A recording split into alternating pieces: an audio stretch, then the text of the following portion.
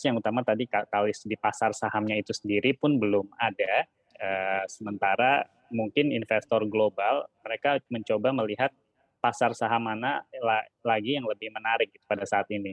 Kalau lihat Oke. dari fund flows-nya sebenarnya, ya di Amerika itu ya yang banyak dilihat bahwa, indeksnya terus masuk all time high dan itulah yang menarik investor global ke sana.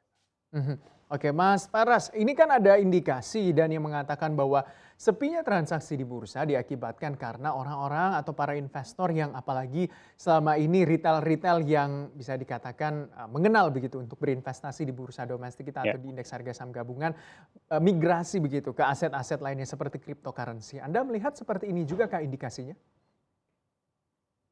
Iya, saya rasa ada ya, karena investor ini sangat dinamis. Mereka, secara naluri itu dia mencari return mana yang bisa memaksimalkan, menjadi optimal gitu bagi mereka untuk mencapai tujuannya. Jadi dia akan selalu berpindah dari aset satu ke aset yang lain gitu ya, aset rotasi gitu maksudnya. Sebenarnya kalau kita lihat tahun lalu orang banyak pindah juga ke emas gitu ya. Banyak melakukan diversifikasi ke emas, ketika harga emas naik semakin dikejar, semakin banyak orang yang beli. Begitu juga saat ini jika ada aset lain yang terlihat naik cukup banyak, kinerjanya baik dibandingkan, saham di Indonesia atau obligasi di Indonesia, maka itu menjadi suatu pilihan yang dieksplor oleh investor. Tapi kalau datanya sendiri saya tidak tidak memiliki ya seberapa banyak yang switching. Tapi, nah itu termasuk juga mengenai aksesibilitasnya untuk membeli cryptocurrency ini belum seluas seperti mungkin di luar negeri. Mhm. Kemudian alternatif aset lain sebenarnya selain kripto yang bisa kita lihat juga paling tidak, di bond market juga individual investor juga semakin aktif ya untuk melakukan pembelian langsung melalui treasury banks. Mhm.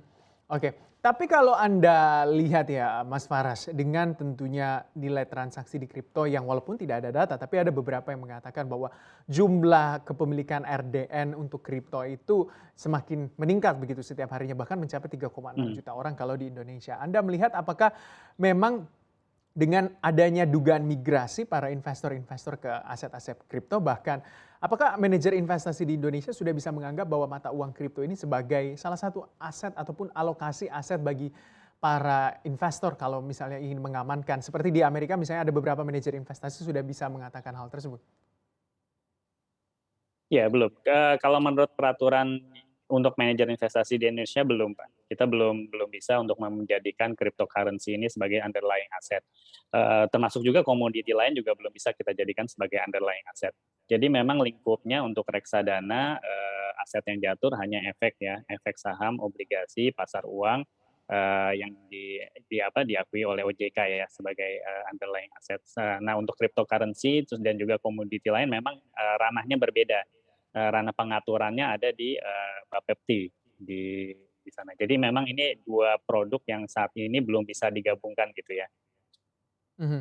Mas Faras, sampai kapan sih fenomena kecil-kecilnya nilai transaksi di bursa ini, eee, terjadi begitu dan apa sebenarnya yang perlu dicermati bagi para investor yang selama ini juga berinvestasi di pasar modal? Iya, kalau saya rasa itu akan tetap, mungkin seperti ini selama belum ada katalis growth-nya tadi terlihat ya.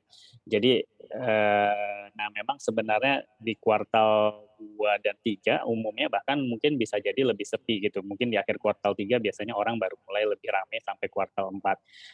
Tapi ya itu, jadi yang mesti diperhatikan adalah, tanda-tanda pertumbuhan atau pemulihannya kapan ini terjadi, baru mungkin market akan merespon lebih, serius gitu ya. Jangan lupa untuk download aplikasi CNBC Indonesia yang tersedia di Play Store dan juga App Store untuk mengikuti terus perkembangan informasi seputar ekonomi dan bisnis terkini.